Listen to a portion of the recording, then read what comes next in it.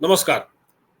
शराब घोटाले के मामले में फंसे दिल्ली के मुख्यमंत्री अरविंद केजरीवाल के बारे में अब तक बहुत कुछ कहा जा चुका है। अब वो न्यायिक हिरासत में तिहाड़ जेल में बंद हैं। पर कुछ लोग ये सवाल पूछ रहे हैं कि जैसा कि सब जानते हैं कि अरविंद केजरीवाल जब मुख्यमंत्री नहीं थे, उससे पहले भी वो अमेरिका जाते रहे और वहाँ वो लोगों से मिलते रहे। 2006 में उनको मैग्सेसे अवार्ड मिला और ये मैग्सेसे अवार्ड फोर्ड फाउंडेशन देता है। इसके अलावा ये कहा जा रहा है कि उनके खालिस्तानियों से लिंक है, ऐसा कुमार विश्वास ने भी आरोप लगाया। फिर पन्नू के वीडियो से, जो खालिस्तानी है पन्नू, उसका वीडियो है, उससे भी सामने आया। तो केजरीवाल की कई बातें सामने आ गई और अमेरिका जिस प्रकार 2 बार ब्रीफिंग करके इस मामले में दखल दे चुका है, उससे तो ये काफ़ी हद तक साफ हो चुका है। अब लोग पूछ रहे हैं कि क्या, हमारे कुछ दर्शकों ने पूछा हमसे कि भाई, अगर केजरीवाल के बारे में इतना कुछ कहा जा रहा है कि वो सीआईए का आदमी है, उसके सीआईए के से लिंक है, वो उसको मैग्सेसे अवार्ड मिला, ये वो, और क्या इससे पहले जब वो मुख्यमंत्री नहीं था, जब वो वहां जाता था, अब बाहर विदेश यात्राओं में अमेरिका, इंग्लैंड वगैरह जाता रहा, उस पर क्या हमारी खुफिया एजेंसियों की निगाह उस पर नहीं थी? क्या खुफिया एजेंसियों के रॉ के रडार पर अरविंद केजरीवाल नहीं थे, जिससे जिस तरह इस वक्त राघव चड्ढा है? इस पूरे मामले पर बातचीत करने के लिए मेरे साथ मौजूद है और इस स्थिति को साफ करने के लिए हमारे साथ मौजूद हैं एन के सूद साहब, जो कि खुद रॉ में रह चुके हैं और 40 साल सर्विस कर चुके हैं। लंदन, ईरान और नेपाल जैसे देशों में वो तैनात रहे हैं। सर, आपका स्वागत है हमारे चैनल पर। शुक्रिया जी, बहुत बहुत आपका। नमस्कार सर। ये जो बातें सामने आ रही ना, तो कुछ लोग कह रहे हैं कि केजरीवाल तो मुख्यमंत्री बनने से पहले भी जाते रहे, 2006 में, 2012 में, 2014 में, तो तब क्या रॉ की निगाह इनके ऊपर नहीं की? जो आज ये कहा जा रहा है कि इनके सीआईए से लिंक है, इनके फोर्ड फाउंडेशन से लिंक है, इनको चंदा मिलता था, एनजीओ तो ये तब भी चलाते थे। देखिए, ऐसा है, कोई भी अगर फॉरेन जाता है, ये तो नहीं कि हमारी एजेंसी उस पर वाच रखनी शुरू करते हैं कि क्यों जा रहा है वहां पे। आम आदमी जाते ही रहते हैं, बहुत से लोग। अगर इतने हमारे पास काम होता, इतना हम नजर रख सकते हैं, तो हमें हजारों लाखों लोग यहाँ पे रिक्रूट करने पड़ते रॉ के अंदर भी, और बहुत से एजेंट रखने पड़ते। देखिए, कोई भी आदमी कहीं जा सकता है, कोई बात नहीं। फिर दूसरी बात है, अगर बात करते हैं मैग्सेसे अवार्ड की, ये जरूर फोर्ड फाउंडेशन देता है, लेकिन अगर ये 10 आदमियों को रिवार्ड देता है, उनमें से एक आदमी को यूज करता है, बाकी 9 आदमियों को जी, तो नॉर्मल तरीके से रिवार्ड होता है, और इनको कोई जी। बैन तो नहीं किया हुआ हमारे गवर्नमेंट ने कि उसके ऊपर एक्शन लिया जाए। और दूसरी तरफ खालिस्तान की अगर बात करें कि ये खालिस्तान से लिंक हुए थे इनके 2014 में, तो खालिस्तान जी। उस टाइम पे कोई बैन नहीं लगा था खालिस्तान के ऊपर, ना उसको हम्म, एंटी नेशनल कहा गया था। तो कोई कहीं जी। मिले, उस पर कोई फर्क नहीं पड़ता, ना कोई एक्शन लिया जा हम्म, सकता है। और हम्म, अब इसलिए इशू उठ रहा है खालिस्तान का, क्योंकि इसको बैन कर दिया गया, और पन्नू जो इसका लीडर है एसएफजे का, वो इस टाइम पे रडार में है, क्योंकि उसके खिलाफ चार्जेस लगे हुए इंडिया के अंदर भी, और यूएस उसको सपोर्ट कर रहा है। और अगर आप बात करते हैं फोर्ड फाउंडेशन की, फोर्ड फाउंडेशन एक नेचुरली सीआईए की फ्रंट ऑर्गेनाइजेशन है, लेकिन इसके थ्रू अमेरिका बहुत से लोगों को पैसा देता है, कुछ एनजीओ को पैसा देता है, कुछ इंडिविजुअल्स को पैसा देता है, और उसमें से जी। एक या दो लोग ऐसे होते हैं, अगर 10 को देता है तो एक आदमी ऐसा होता है जिसको यूज करता है, और यूज करता है किसी पर्पस के लिए, और हम उसके ऊपर इस वजह से एक्शन नहीं ले सकते कि उस स्पोर्ट फाउंडेशन से उसका कनेक्शन है, यहाँ से पैसे मिले। लेकिन आदमी पे तब नजर रखी जाती है या नोटिस में तब आता है जब उसके खिलाफ कोई प्रूफ मिलते हैं। जैसे केजरीवाल के खिलाफ प्रूफ मिला कि करप्शन में इन्वॉल्व है, फिर 2020 से केजरीवाल रडार में है एजेंसीज के, जब दिल्ली के अंदर रॉयट्स किए गए इलेक्शन होने के बाद, और फिर भी आम आदमी पार्टी के कुछ लीडर रडार पे हैं हमारी एजेंसीज के। 2019 में जब इलेक्शन जीते, और फिर पन्नू ने कहा कि उसने आप पार्टी को फंड दिया, लेकिन केजरीवाल पे नजर रखी जा रही थी। लेकिन इन चार्जेस के ऊपर केजरीवाल को या किसी को अरेस्ट नहीं किया जा सकता। जैसे आप देखिए, अगर किसी आदमी को चार्ज किया जाता है कि वो सीआईए के लिए काम कर रहा है या आईएसए के लिए काम कर रहा है, तो उसको जब डॉक्यूमेंट हैंड ओवर करता है, तब उसको पकड़ा जाता है एक प्रूफ के साथ, और तब उसको अरेस्ट किया जाता है। लेकिन अदरवाइज बहुत से लोग घूमते रहते हैं, उनके एजेंडे पे काम करते हैं, उनके लिंक्स भी हो सकते हैं। आप देखिए, हमारे बहुत से पत्रकार हैं इंडिया के अंदर जो पत्रकारिता का फायदा उठा करके इंडिया के खिलाफ एक एजेंडे पे काम करते हैं, लेकिन हम उनको बुक नहीं कर सकते, क्योंकि उनके खिलाफ कोई ऐसी विटनेस तो है नहीं कि उनको किसी ने पैसा दिया तब उस पर काम कर रहे हैं। उनकी ऑर्गेनाइजेशन के थ्रू उनको पैसा दिया जा रहा है, बड़े बड़े अमाउंट दिए जा रहे हैं उनको सैलरी की तरफ से, तो उनको इस इशू के ऊपर कि वो एक एजेंडे पे काम कर रहे हैं, हम अरेस्ट नहीं कर सकते। आप देखिए शशि थरूर की बात थी, शशि थरूर की एक शादी होने वाली थी मेहर तरार से जो पाकिस्तानी थी, और मेहर तरार एक आईएसए की एजेंट थी।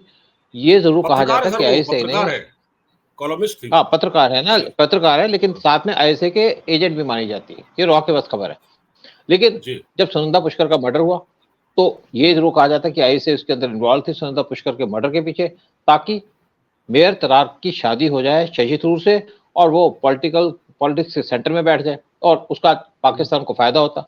लेकिन उस चार्ज के ऊपर ना तो हम कोई एक्शन ले सकते हैं शशि थरूर के ऊपर, क्योंकि वो अनअवेयर भी हो सकते हैं इस इशू के ऊपर, और नेचुरली बात है कि उनको शायद उससे प्यार हो गया और इसलिए शादी करना चाहते हैं।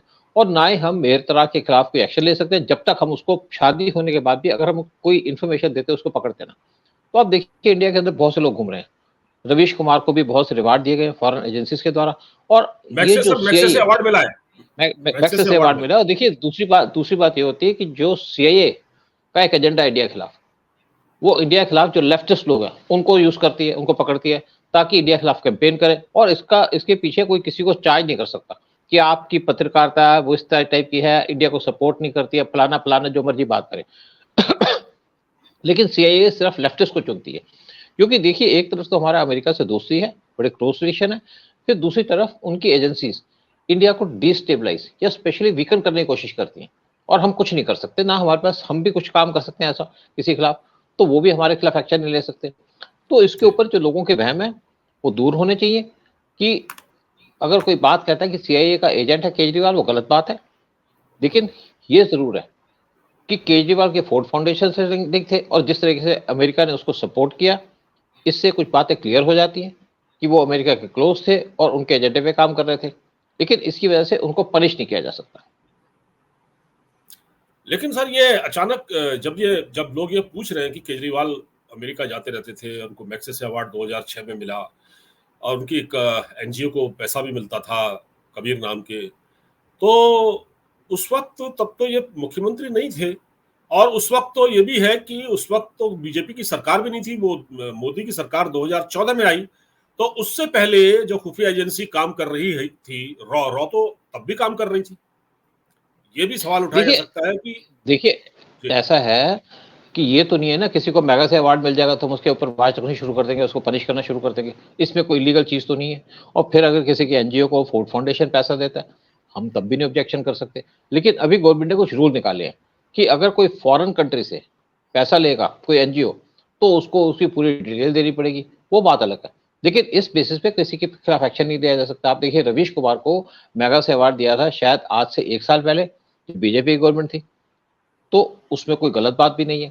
लेकिन बात ये आती है कि जब आदमी कोई काम करते हुए या करप्शन करते हुए पकड़ा जाता है, तो ये सारी चीजें साथ नोटिस में आ जाती है। फिर जब कांग्रेस की गवर्नमेंट थी तब तो हमारी एजेंसी कुछ कर भी नहीं पा रही थी। आप देखिए कांग्रेस की गवर्नमेंट के टाइम में पूरे इंडिया के अंदर टेरर किए जाते थे, अटैक किए जाते थे, कश्मीर के अंदर भी और सारे इंडिया के अंदर, तब हमारी एजेंसी फेल हो रही थी, क्योंकि गवर्नमेंट ने या तो उनकी बातों पे ध्यान नहीं दिया या उनको प्रॉपर डायरेक्शन नहीं दी।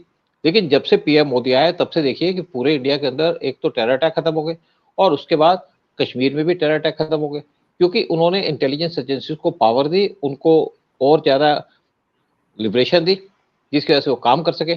और जब आप अपनी एजेंसीज को सपोर्ट नहीं करेंगे या उनको उनकी रिपोर्ट के ऊपर ध्यान नहीं देंगे, तो एजेंसीज की जो रिपोर्ट है वो यूजलेस हो जाती है।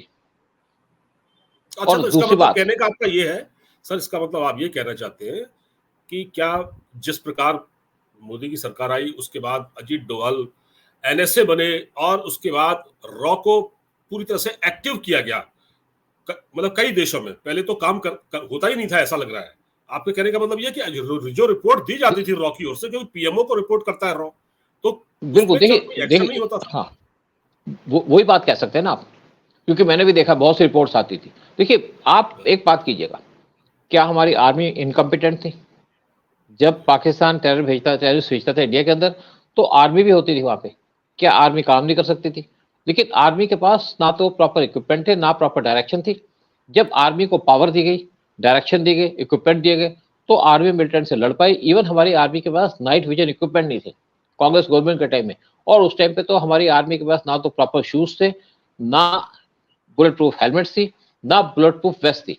और इवन उनके पास प्रॉपर एमुनिशन नहीं था लड़ने के लिए। और फिर अगर पाकिस्तान की तरफ से कोई अटैक होता था या वहां से फायरिंग की जाती थी, तो हमारे जो लोग होते थे बेस फॉरवर्ड एरिया के अंदर, उनको दिल्ली से परमिशन लेनी पड़ती थी, क्या हम इसका जवाब दें? और जब दिल्ली से परमिशन आती तब वो जवाब देते थे। आज वो सिचुएशन चेंज हो चुकी है। तो इसी वजह से जब गवर्नमेंट स्ट्रांग होती है तो हमारी एजेंसीज भी स्ट्रांग हो जाती हैं, और जब गवर्नमेंट वीक होती है तो हमारी गवर्नमेंटें कमजोर, हमारी एजेंसीज कमजोर हो जाती है। और यही हो रहा था कांग्रेस के टाइम में। जी। तो सर, अब जिस प्रकार ये इनके बारे में जो खबरें आ रही हैं केजरीवाल के बारे में, अब आपको क्या लगता है कि इस पर जो लिंक सामने आए हैं इनके, जो कहा जा रहा है, अभी प्रूफ नहीं है, तो फिर यही है कि जब कोई एविडेंस ही नहीं है तो फिर तो वो खाली कहने भर की बात होगी। देखिए, मेन एविडेंस इनके खिलाफ है करप्शन की, और इसलिए इनको करप्शन के चार्जेस पे अरेस्ट किया गया। लेकिन जब आपके पास दूसरे इंडिकेशंस आते हैं, जैसे जी। खालिस्तान ने इनके खिलाफ, इनके बारे में कहा कि उन्होंने इनको पैसे दिए, तो सीरियस बात है। लेकिन वो प्रूव तो नहीं हुआ, और अगर वो प्रूव होगा तो इनके खिलाफ और सीरियस एक्शन लिया जाएगा। लेकिन अभी जो सारा चीज चल रही है, जो पैसे का यूज किया गया है, वो किया गया है शराब घोटाले का, गोवा के अंदर और बाकी जगह में। तो इसलिए उनके खिलाफ इस चीज पे एक्शन लिया जा रहा है। लेकिन अगर उनके फेवर के अंदर अमेरिका कोई स्टेटमेंट देता है तो जरूर हम उसको किसी एंगल से देख सकते हैं, लेकिन कोई एक्शन नहीं लिया जा सकता। ना इसमें एक्शन लेने की जरूरत है, क्योंकि अमेरिका तो कई बार इंडिया के बारे में कुछ ना कुछ कहता रहता है। और केजरीवाल के सपोर्ट में क्यों अमेरिका ने स्टेटमेंट दी, ये जरूर एक इशू है कंसर्न का। अमेरिका को पहली बात तो इंडिया के इंटरनल अफेयर्स में इंटरफेयर नहीं करना चाहिए था, और अगर उन्होंने इंटरफेयर किया तो उनका अपना भी नुकसान होगा, और उससे केजरीवाल को कोई फायदा नहीं होगा। हाँ, वो उन्होंने एक तरह से बड़ा, मैं अगर, वैसे तो उनकी आलोचना भी हो रही है, लेकिन मैं इसको इस तरह से देखता हूँ, उन्होंने एक बड़ा एहसान किया है। ये 2 बार उन्होंने जिस प्रकार अमेरिका के विदेश मंत्रालय ने ब्रीफिंग की है और केजरीवाल के बारे में कहा है कि वो पूरा लीगली उनको इस पूरे मसले को डील किया जाएगा, तो उन्होंने ये तो बता ही दिया कि ये कहीं न कहीं उनसे सहानुभूति रखते हैं। अमेरिकन्स केजरीवाल से सहानुभूति रखते हैं, वो क्यों रखते हैं? ये भी अपने आप में एक चर्चा का विषय है। भाई अब इसमें देखिए ना, अब देखिए ना, एक और बात है कि पन्नू के बारे में उनकी रोज स्टेटमेंट आ जाती है। जी, पन्नू कौन है? कहते हैं कि हमारा सिटीजन है पन्नू, और अगर उसके ऊपर कोई एफर्ट करने की कोशिश करेगा या उसको अटैक करने की कोशिश करेगा, जबकि इंडिया ने कोई अटैक नहीं किया उसके ऊपर, तो हम उसको टॉलरेट नहीं करेंगे। लेकिन तुम इंडिया के अंदर जो कुछ मर्जी करो, तुम हमारे साइंटिस्ट को मारो, होमी भाभा को मारो, तुम हमारे प्राइम मिनिस्टर शास्त्री जी को मारो, और तुम हमारी कंट्री के अंदर डिस्टर्बेंसेस क्रिएट करो, वो अलाउड है। लेकिन हम तुम्हारे कंट्री के अंदर जो टेररिस्ट बैठा है, जिसके खिलाफ इंडिया के अंदर केस रजिस्टर किया गया टेररिज्म का, उसको तुम प्रोटेक्शन देते हो। तो अमेरिका का जो ये डबल स्टैंडर्ड है, वो अमेरिका को फायदा नहीं देगा। और जब मौका आएगा तो इंडिया इनको सबक भी सिखा देगा, बता भी देगा कि तुम कौन हो और हम कौन है। लेकिन अभी इंडिया कोई इश्यूज में पड़ना नहीं चाहता। एक तो इलेक्शन है हमारे यहाँ पे, और दूसरा हमारी काफी डिपेंडेंस है यूएस के ऊपर भी। और लेकिन यूएस के अंदर कुछ पावर्स है, पावर हाउसेज है, जो एक पावर हाउस जो इंडिया से अच्छे रिलेशन बनाना चाहता है, वो इंडिया को चाहता है कि इंडिया चाइना के साथ हमारे साथ खड़ा रहे। और दूसरा जो पावर हाउस है, वो इंडिया को डिस्टर्ब करना चाहता है, इंडिया को कमजोर करना चाहता है। और वहां पे यही ऐसा लगता है कि एक आदमी के पास पावर नहीं है, यानी कि उनके प्रेसिडेंट के पास पूरी पावर नहीं है। ये पावर बटी हुई है, गुटों में बटी हुई है, जैसे पाकिस्तान के अंदर। और इसीलिए वो इंडिया को टारगेट करते हैं। अदरवाइज कोई जरूरत नहीं है पन्नू के ऊपर इंडिया को स्टेटमेंट देने की, यूएस को स्टेटमेंट देने की, या केजरीवाल के ऊपर। अगर तुम ह्यूमन राइट्स के बारे में इतने कंसर्न हो, तो आप जो बांग्लादेश के अंदर मैसेकर हुआ था 1971 में, 30 लाख लोग पाकिस्तान की आर्मी ने मारे थे, क्यों नहीं उस पर एक्शन लेते? क्यों नहीं पाकिस्तान को टारगेट करते उसके ऊपर? क्यों तुमने सीरिया के अंदर इतने लोगों को मरवाया? क्यों हमास के लोग आज मारे जा रहे इसराइली के द्वारा, वहां भी बोलिए। फिर क्यों आपने इराक को बर्बाद कर दिया? क्यों आपने सीरिया को बर्बाद कर दिया? क्यों आपने ईरान के ऊपर सैंक्शन लगा रखी है? अफगानिस्तान। वहां पे आपको ह्यूमन राइट नजर नहीं आता। इंडिया के अंदर एक आदमी को अगर जेल में डाला जाता है लीगल तरीके से, तो वहां पे ह्यूमन राइट वायलेशन हो जाती है। अगर पाकिस्तान सर के एक, अंदर इमरान खान को जेल में डाला गया, तब कोई ह्यूमन राइट्स की वायलेशन नहीं है।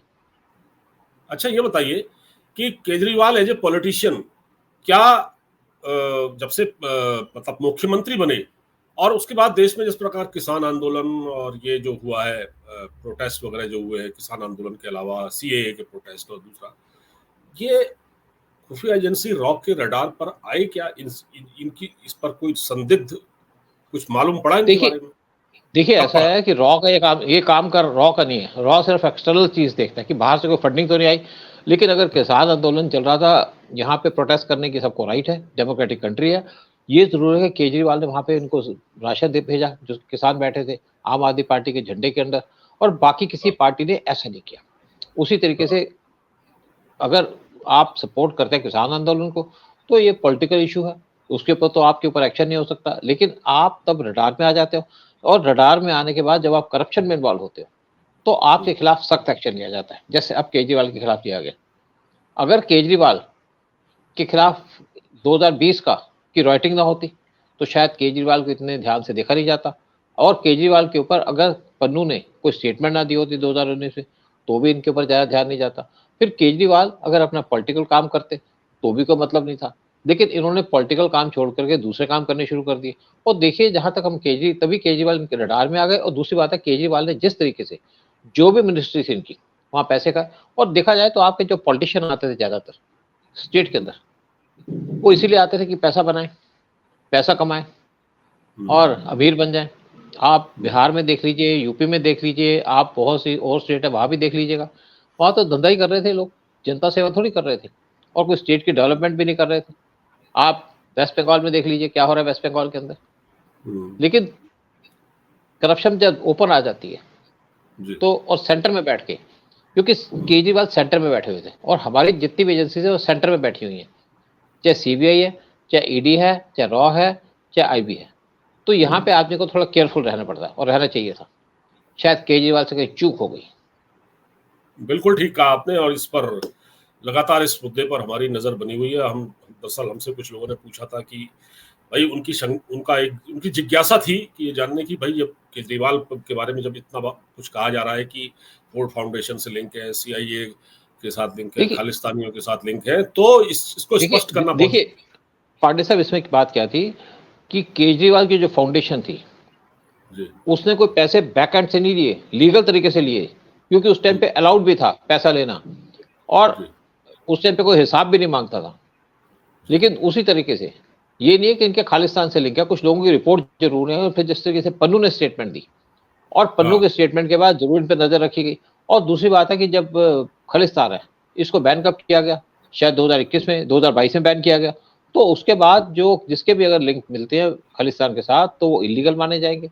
और इसीलिए जैसे मैंने कहा कि राघव चड्ढा इस टाइम पे यूएस के, लंदन के अंदर गए हुए, और वो एक वहां के एमपी से मिले जो क्लोज हैं खालिस्तान के। तो राघव चड्ढा नजर पे जरूर आ गए, लेकिन इस बेसिस पे उनके खिलाफ कोई लीगल एक्शन नहीं लिया जाएगा। लेकिन अगर राघव चड्ढा की इन्वॉल्वमेंट होती है शराब घोटाले के अंदर, तो उनको भी अरेस्ट किया जाएगा। और शायद इसीलिए वो लंदन में बैठे हुए हैं। कि कुछ लोग ये कहते हैं कि राघव चड्ढा मेन ब्रेन थे ये जो शराब घोटाला। मैं ये नहीं कहता कि उनकी इन्वॉल्वमेंट है, कहते हैं कि शायद आइडिया उन्होंने दिया होगा। नहीं नहीं, वो जो कमेटी थी जो शराब नीति बनाने के लिए, पॉलिसी बनाने की जो कमेटी बनी थी, वो उसमें शामिल थे। ये भी थी, आतिशी मरलीना भी थे उस कमेटी में, बहुत सारे लोग थे सर। चलिए, आपने बहुत कुछ स्पष्ट कर दिया। आगे भी बातचीत जारी रहेगी। बहुत बहुत धन्यवाद सर इस पूरे मुद्दे पर बातचीत करने के लिए। नमस्कार, जय हिंद। नमस्कार जी, जय हिंद, शुक्रिया आपका बहुत बहुत।